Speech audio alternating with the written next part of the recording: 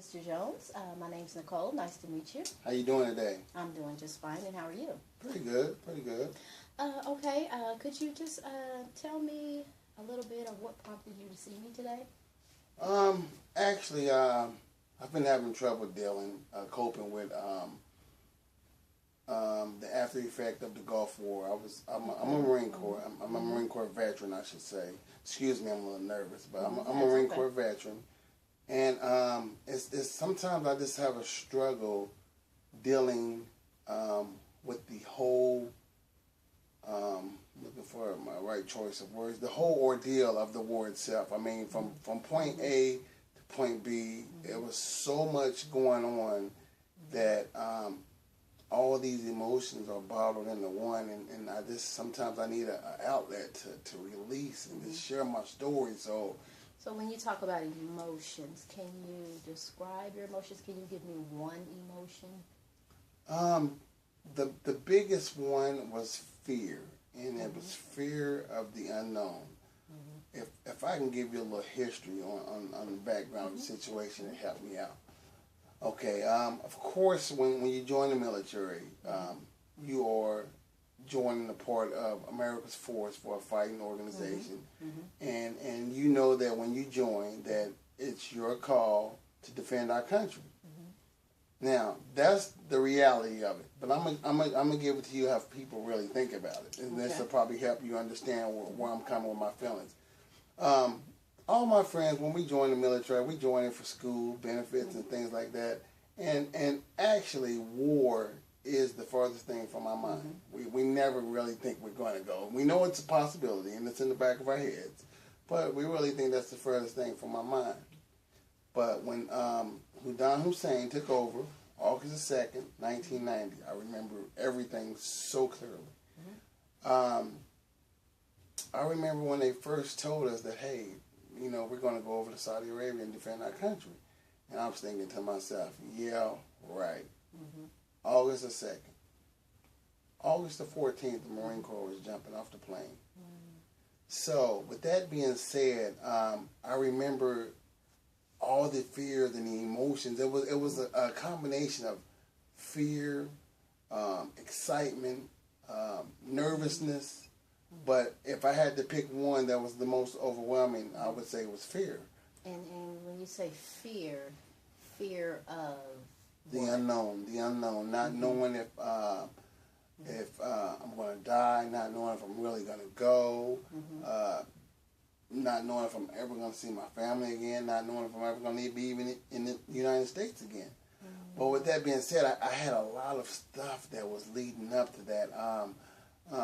I had a 2-year-old daughter. I was expecting my second child, and she was actually due any day. So, and my wife at the time was in Indiana, and I'm stationed in California.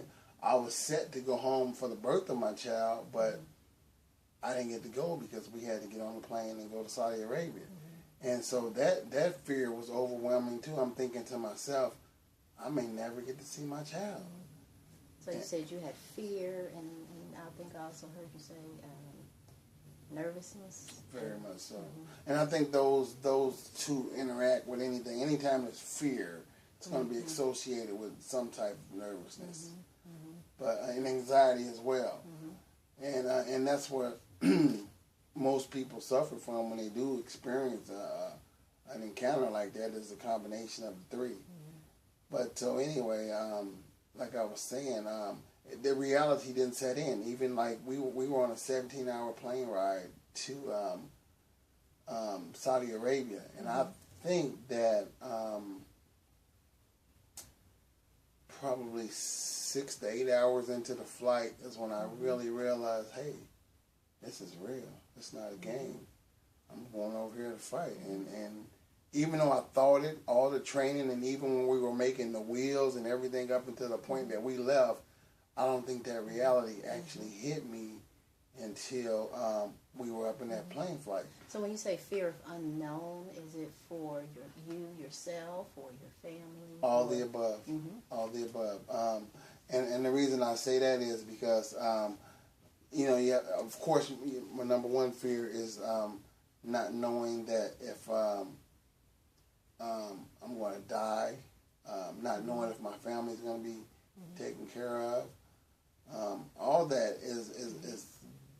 into one. Excuse me 1 second. Okay. Sorry about that. Okay. I just seen Go the ahead. phone going Take your off, and I time. didn't want it to be a distraction. So I do apologize for that. But as I was saying, like all those fears are a combination in one. But okay, now even with that being said, the thing that prompted me to see you today is that the actual combat experience itself. It was something that I don't really talk about it a lot. But it was something that I have to talk about it at certain times just to help me deal with the emotions I go through. And by me doing that, I usually just have to, tell people a little bit of the story of how it actually happened. So that's how you cope with it, or so how do you? Exactly. And you know what? And it's weird because I that is how I cope with it. But with that being said, I just don't feel open as to where I can have that conversation with just anybody. So I specifically remember when we first went through our first minefield, all you seen was a big boom, a big explosion, and we had no idea what it was. And like, it was one of my closest friends that, I went to boot camp all the way up to my whole career. Me and him have been pretty close. And his tank I was in tanks, I'm sorry, I should have said that earlier.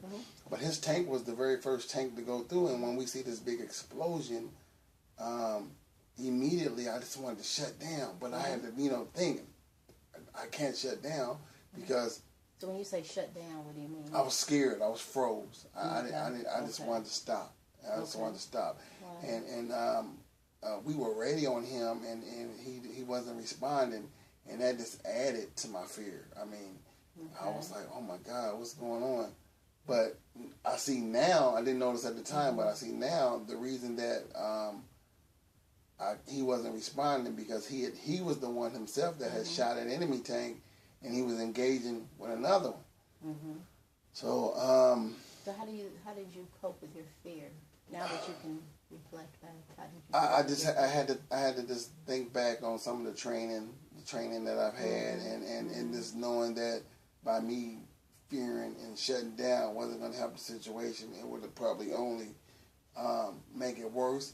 And the thing that was so hectic about that, okay, that was like this one small fight in the situation, but soon as we realized that we took out that many of tanks that we took out, you kind of do a sigh of relief and like, oh. But then 2 minutes later, they're coming over the radio telling you that you got to go to another unit with more tanks and fight again. So that fear... Did that make you feel frustrated maybe? More fear. More fear? Frustrated, no. But fear, nervous, and anxiety all over again. It's like the cycle repeated itself all over again. So it's fair to say your most emotions that you've had were fear and kind of nervousness. Absolutely. Fear was the main. Yeah, that's the most overwhelming. And if I could like fast forward to today's time, just like I mean, I still have trouble dealing with it, but it's a lot more calm. But it could be something as simple as seeing something on the news, watching a movie that's dealing with combat. Any of those things can like really trigger it. And I mean, I wasn't diagnosed with post-traumatic, but kind of just more like depression. And I guess those two kind of go hand in hand. And I mean, there is medicine that I take from time to time that control my feelings. How does the medicine make you feel? You know what? It's a double-edged sword. I mean, it helps sometimes, but then it also kind of makes me feel like sometimes less of a man because I know I'm taking prescription medicines to deal with my situation. But for the most part, I mean, I'm dealing with it, so I can handle it. Okay. Well, thank you.